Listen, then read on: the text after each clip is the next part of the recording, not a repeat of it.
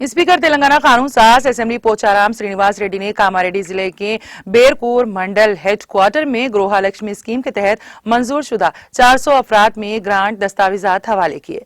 इस मौके पर स्पीकर असेंबली पोचाराम श्रीनिवास रेड्डी ने कहा कि वजीर आला के चंद्रशेखर राव ने इस स्कीम के तहत खवातीन के नाम पर ग्रांट देने का फैसला किया है क्योंकि इससे खवातीन महफूज रहेंगी।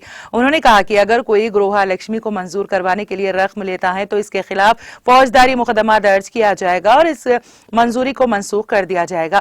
उन्होंने कहा कि इस स्कीम के तहत कदीम मकानात को मंजूरी नहीं दी जाएगी। उन्होंने कहा कि 70 साल की लड़ाई और आजादी के बाद भी आज भी ऐसे गरीब लोग हैं जो बेघर हैं क्योंकि गरीबों के नाम पर बड़े लोग खा गए हैं। इस मौके पर कलेक्टर जितेश्वी पाटिल के अलावा दीगर मुकामी बीआरएस कायदीन और कारकुनों की कसीर तादाद मौजूद थी।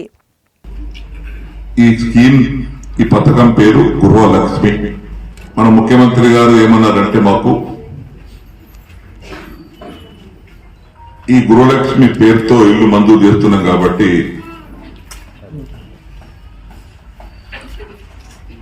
ఆడబిడ్డ పేరునే మంజూరు చేయాలని ముఖ్యమంత్రి గారు ఒప్పుకున్నారు। పైసలు ఇచ్చినా ఏది ఇచ్చినా మీ పేరు ఇస్తేనే భద్రంగా ఉంటుంది।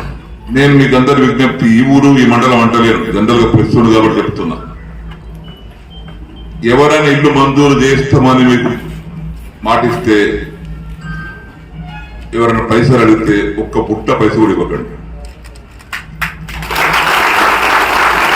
మీకు 3 లక్షల రూపాయలు ఇల్లు మంజూరు చేస్తూ కొంతమంది దమవుతారు, ఇల్లుని మోపెత్తారు కొంతమంది అక్కడక్కడ కొన్ని గ్రామాలలో, ఒక్క రూపాయి కూడా లంచం ఇవ్వకండి।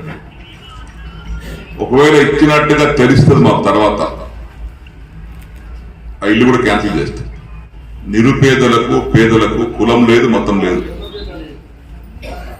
ఎంతమంది చదువుతున్నారు వారికి గృహలక్ష్మి కింద మంజూరు చేయడం జరుగుతుంది। ఒక్క రూపాయి లంచం ఇవ్వద్దు, ఎవరికి పైసలు ఇవ్వద్దు।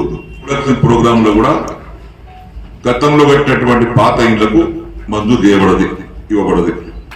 కొట్లాడి తెచ్చుకొని స్వాతంత్రం 70 ఏళ్ళు 77 ఏళ్ళు అయింది, ఇంకా ఎందుకు గ్రామాలలో పేదవారు ఇల్లు లేకుంటున్నారు? దానికి కారణం ఏంటంటే పేదవారు చెప్పుకొని పెద్దలు తినేసారు। లేని వాడు ఉంటుండేనా?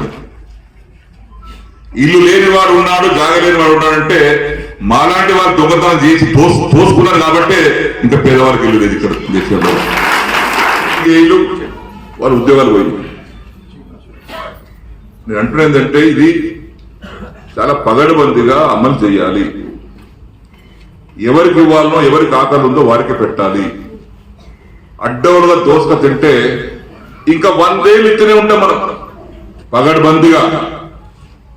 ఎవరైనా పొరపాటు జరిగితే పాత ఇళ్ల మీద బిల్లు లేపినా, దొంగల మీద బిల్లు లేపినా బాజాబ్తా క్రిమినల్ కేసు పెట్టిస్తారు।